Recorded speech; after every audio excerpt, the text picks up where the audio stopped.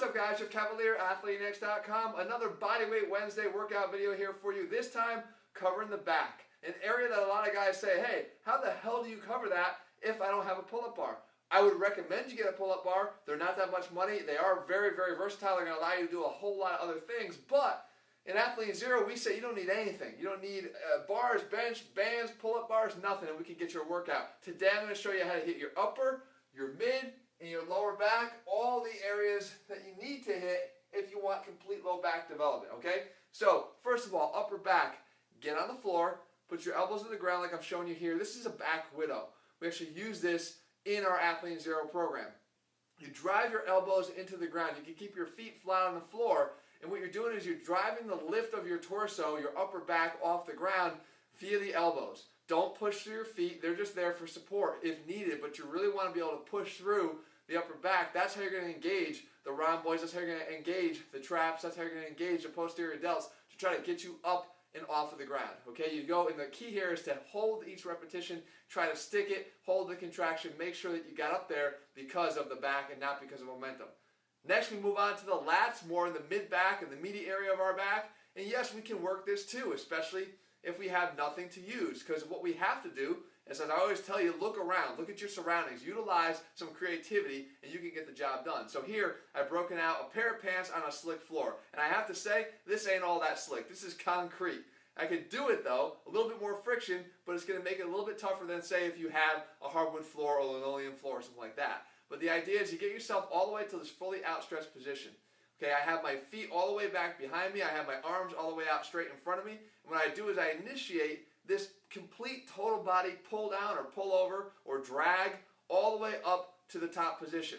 And then I lower myself back down. You can see that this very much mirrors or mimics a pullover or at least a straight arm pull down that you know I'm one of the biggest fans of that exercise. To make it more difficult, go all the way back up onto your toes at the end.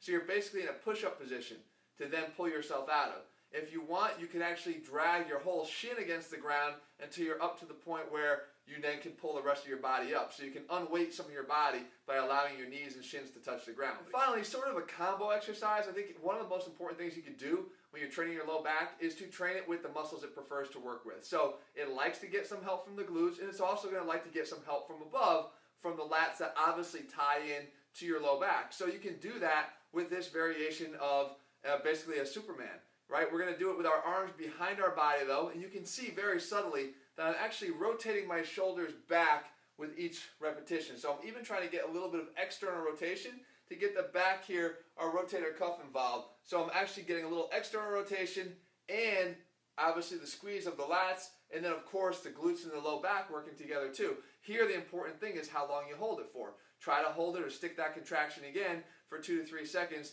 so that you can make sure that the muscles that you want doing the job are doing the job and not just momentum. So guys, as you can see, body weight only doesn't mean that you have no options. As a matter of fact, some of these exercises, like the second one in particular, are so damn hard that you might have to dial them back. So that doesn't mean that you have to compromise on the difficulty of the exercise and therefore the results that you can get from doing them if you're stuck at home using body weight only. If you use a little bit of creativity, like I said, and you understand the concept of overload, you can get the job done. If you want help with that, I've got a complete 6-week program where we build in exercises, bodyweight exercises, using nothing. No bars, no bands, no benches, nothing. For your biceps as well as your back, some of the challenging areas that people think you can never hit, we've covered it all. It's our Athlete Zero program. You can get that over at AthleteNext.com. In the meantime, if you found this video helpful, make sure you leave your comments and thumbs up below. Let me know what else you want to see here, and I will do my best to cover it in the weeks ahead. All right, guys, I'll see you back here soon.